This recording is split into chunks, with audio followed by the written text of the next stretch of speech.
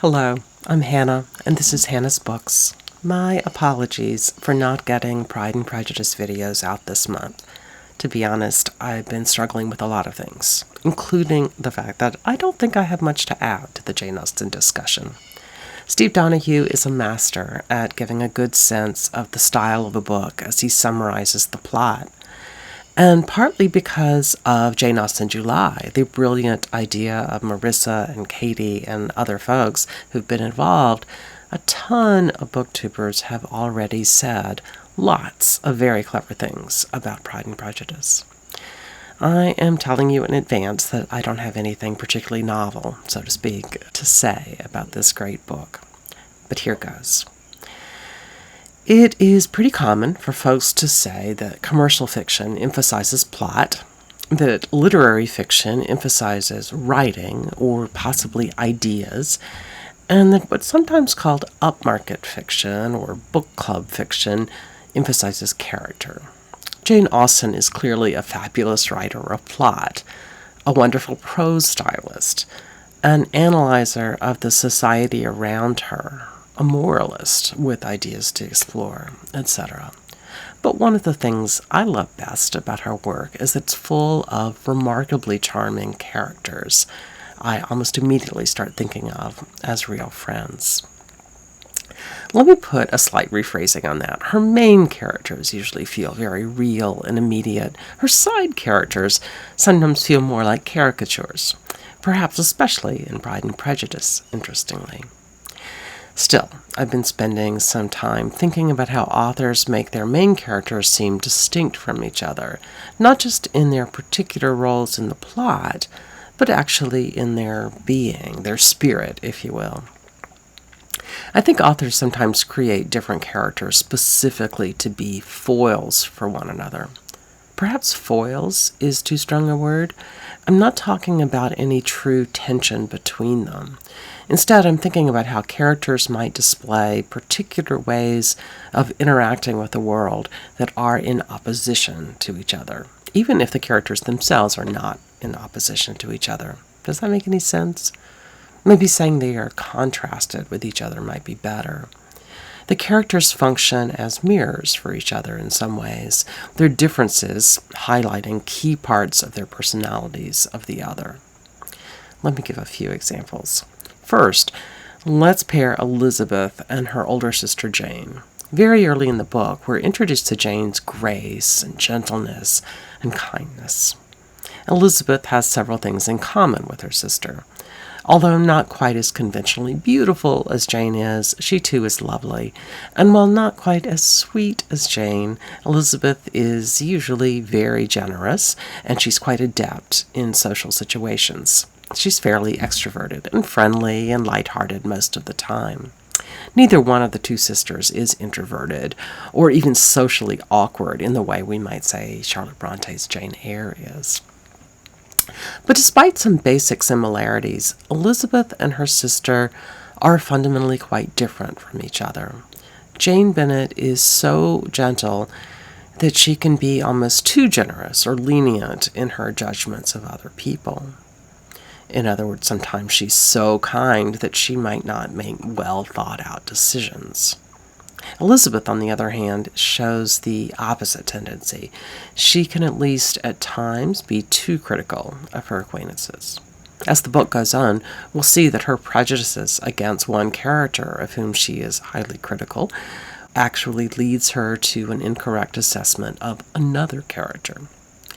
But, in general, Elizabeth's quick assessments of other people show how observant she is as well as how intelligent. By putting these two sisters in contrast, Jane Austen can very quickly help us understand the characters and even, to a point, anticipate the direction the plot is likely to follow. The idea that Jane might be duped by someone only to be rescued by the more critical Elizabeth seems like a possibility. If you know the end of the book, you know we'll see kind of a twist on that possibility. And after we see how quick and intense Elizabeth's judgments are, we might imagine that she might be wrong about someone in the coming pages. I'm not suggesting we couldn't learn about these characters even if Austen hadn't created an explicit contrast between them. But I think that trick makes us immediately get a sense of who is who in a book that has kind of a lot of characters. On top of that, we get to meet other characters as they're seen by two very different sets of eyes. When Elizabeth criticizes someone she meets, but Jane tells her how nice the person really is, we as readers get to see a more complex picture, one with more nuance and perspective. Well, sweet sister Jane falls in love with a man who is really similar to her, Bingley. Both of them only see the good in other people, and both are somewhat gullible, or at least easily taken in by others. If these two were the protagonists of Pride and Prejudice, I seriously doubt the book would still be on our shelves all these years later. Straightforward and easy compatibility does not make for an interesting plot. There's no real tension between these two. The only reason we ever get any will they or won't they feelings about their union is because of external tensions, when other characters don't support their marriage. Still, their relationship is the main romantic plot in Book 1. In Book 2, the main romantic plot switches to Elizabeth and Darcy, and the will they or won't they is definitely based on internal tensions here. As we already know, Elizabeth is extroverted, playful, quick to judge, sharply witty. But unlike when Austen was contrasting Elizabeth with her sweet sister, we now see her contrasted with a man who seems, at least at the beginning, to be arrogant and stuck up. It doesn't take readers long to know that Darcy's arrogance is partly just his introversion, paired with seriousness. I'm not sure we're ever convinced that all of the arrogance is explainable that way. As opposed to Elizabeth, Darcy is not playful at all, but both characters have something else in common. They both share sharp minds, and they both know it almost immediately. Over the course of the book, we learn that despite Darcy's arrogant pride and often unpleasant reserve, he is fundamentally a deeply honest and even a deeply kind person. And so, even before readers are ready to forgive Darcy for being such a jerk, we're already kind of rooting for these two to get together. I said in my last video that Darcy and Elizabeth are Austen's version of Shakespeare's Benedick and Beatrice from Much Ado About Nothing. The tension keeping them apart is that even though it is obvious to us outsiders that they love each other, in practice, they hate each other, and it takes a while for them to get over that fact. I've been talking about the way Austen sets up particular characters to contrast with each other, but of course she's also contrasting these pairs of characters. Jane and Bingley are compatible, and their union will almost certainly reinforce each other's good features, but not challenge them to improve whatever flaws they might have. The opposite is true for Elizabeth and Darcy. Repeatedly bumping up against each other over the years will polish them smooth. That is, their union will help them grow as individuals. Interestingly, Jane Austen sets up a version of this kind of marriage in Emma, too. We see two very different kinds of people who eventually connect, allowing them to expand their thinking and become better people. In Emma, though, the process isn't nearly as egalitarian as it is, at least in some ways, in Pride and Prejudice.